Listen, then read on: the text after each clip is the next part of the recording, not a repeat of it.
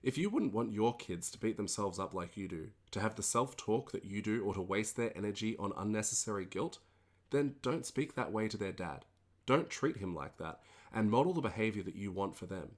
You will fail repeatedly. Of course you will. So the difference is really how you react to that failure, how you interpret that failure, and how you move on from it. Hey, just two quick notes before we jump into today's episode. First of all, I'm still sick, so apologies that you have to listen to this. And secondly, if you have not listened to the first episode of this podcast, the welcome episode, or the Whack the Kraken episode, I highly recommend listening to those, as the intro that follows will seem about 37% less crazy if you've heard at least one of those two episodes. That's it, let's jump into it. Hey you, I'm Mark, husband of one, father of three, maker of puns, climber of trees, grower of businesses, pitcher of tents, occasional cutter of cheese, word nerd, and lover of families. Oh no. Oh no, not yet. No. Oh, here he comes. Where's my oar?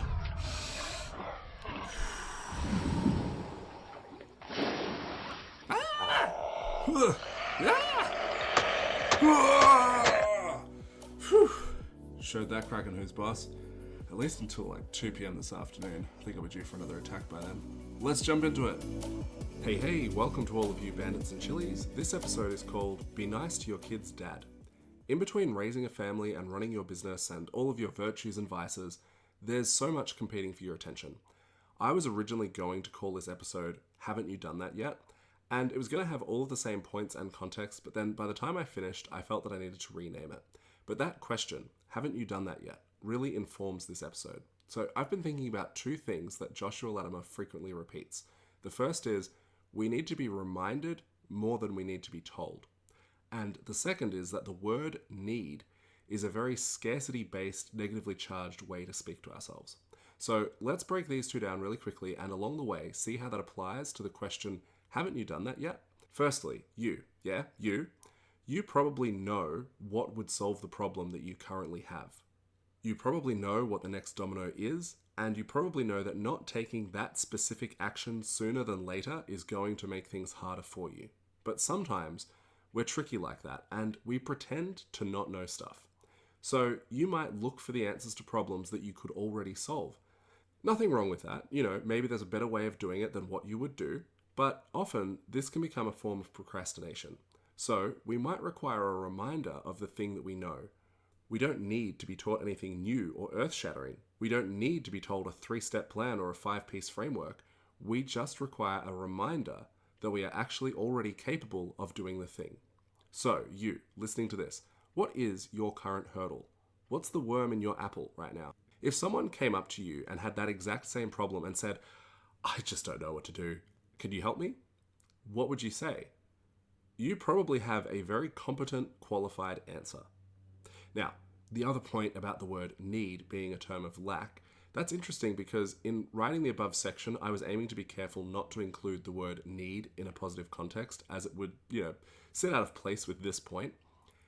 It still snuck in there twice, and then I changed it in those places with the word require.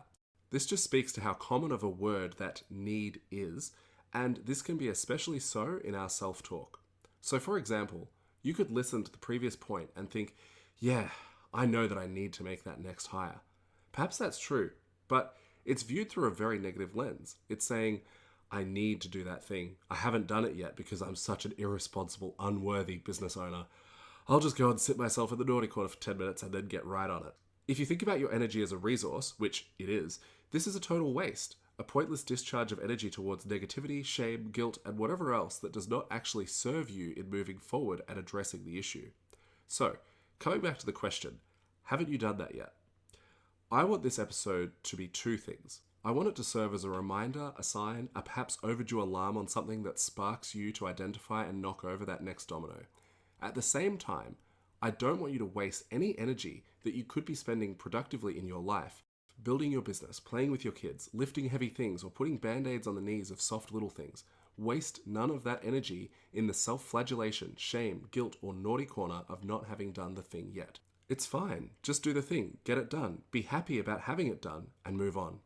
If you wouldn't want your kids to beat themselves up like you do, to have the self-talk that you do or to waste their energy on unnecessary guilt, then don't speak that way to their dad. Don't treat him like that, and model the behavior that you want for them. You will fail repeatedly. Of course you will. So the difference is really how you react to that failure, how you interpret that failure, and how you move on from it. So as a challenge for today's episode, identify the next domino and take the next step in knocking it over. Maybe that is just doing some planning.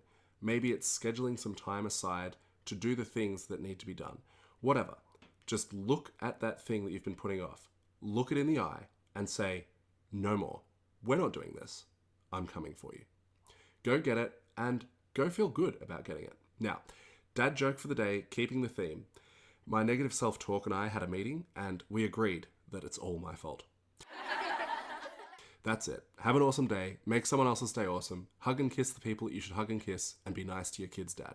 Catch ya. Bye. Are you picking up what I'm laying down? Are you sniffing what I'm stepping in? If you're looking for a really valuable community centered around building your business, being really intentional with your spouse and kids, and if you think you can tolerate my terrible dad jokes, then join Family-Oriented Business Growers. It's awesome. There's self-paced challenges designed to help you solve key pain points within your business in short, intentional sprints. There's awesome people in there doing awesome things who have experience with stuff that can help you, having stood where you stand. You'll benefit from what's in there, we'll benefit from having you in there, you legend you, and best of all, it's totally free and also free of toxic shenanigans because we don't tolerate none of that. The mission of the group is to help 250 family-oriented home service business owners reclaim 5 hours per week for what matters most whilst growing their business this year. So jump in there and get amongst it. Join via warplan.au, that's warplan.au. Oh no. He's early. Warplan.au. Catch you in there. Ah!